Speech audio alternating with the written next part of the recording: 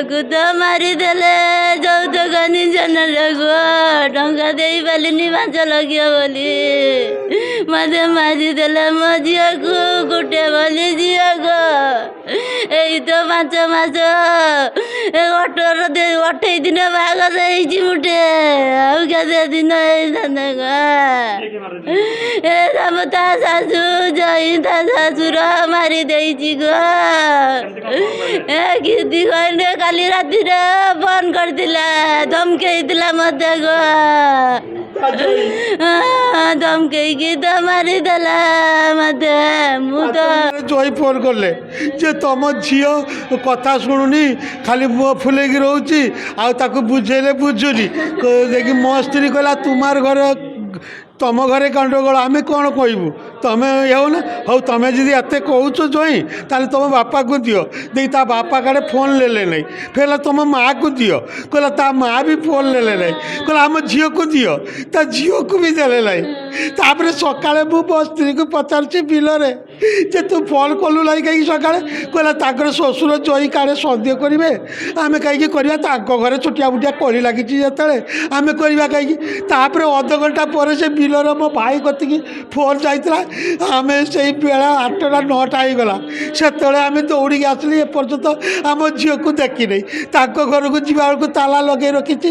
ଦେଖିଲା ବେଳକୁ ଆମ ଝିଅକୁ ଏଠୁ ହସ୍ପିଟାଲକୁ ନେଇ ଆସିଛି ବିନା ପାରମିଶନର ଆମେ ବି ଝିଅକୁ ଏପର୍ଯ୍ୟନ୍ତ ଦେଖିନି ଆଜ୍ଞା ଆମକୁ ନାଇଁ ବିଚାର ଦିଅନ୍ତୁ ସାର୍ ଆଉ ଆମେ କିଛି ଚାହିଁନୁ ଆମେ ଶଙ୍କ କରୁଛେ ଆମ ଝିଅକୁ ମାରି ଦେଇଛନ୍ତି এটা অনিবার্য সত্য ସାର୍ ତାଙ୍କର ଏଇ ଜଇଁ ତାଙ୍କର ଏଇ ଶାଶୁ ଆଉ ତା ସ୍ୱାମୀ ଏଇମାନେ ମିଶିକି ତାଙ୍କ ମୋ ଝିଅକୁ ମାରିଛନ୍ତି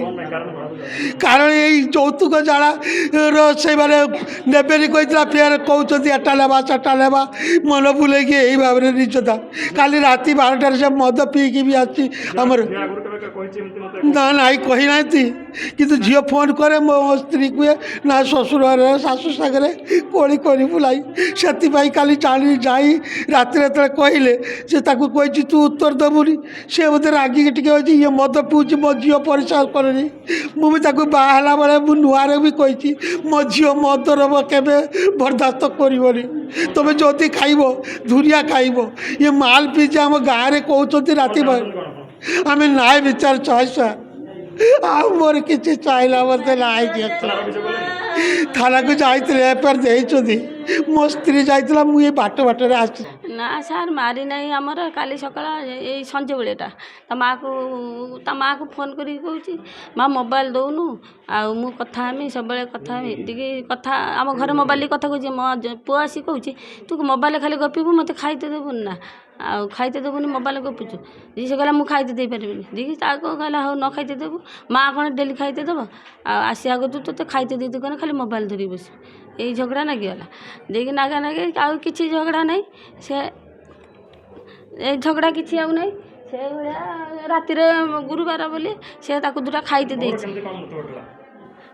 ଫାସି ଲଗେଇ ଦେଇଛି ସେ ବୋଉ ଗୋଟେ କପଡ଼ା ନେଇଛି ଗାମୁଛା କପଡ଼ାଟା ମୁଁ କହିନି ବୋଉ ଠାକୁର ପୂଜା କରିବା ଠାକୁର ବାସନ ମାଜିଛି ଗାଈ ଗୁହାଳ କାଢ଼ିଛି ତାକୁ ମୁଁ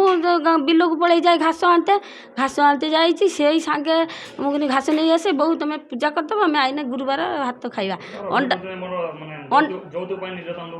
ନା ସାର୍ ଏମାନେ ମିଛାରେ କହୁଛି ଆମେ ଯୌତୁକ ଆମର ଜାଗା ବାଡ଼ି ନାହିଁ ମୁଁ ଯୌତୁକ କ'ଣ ହେବ ମୁଁ ବାଳ ଲାଗିବ ଯୌତୁକ ମୁଁ କେଉଁଦିନ କହୁନି ମୋର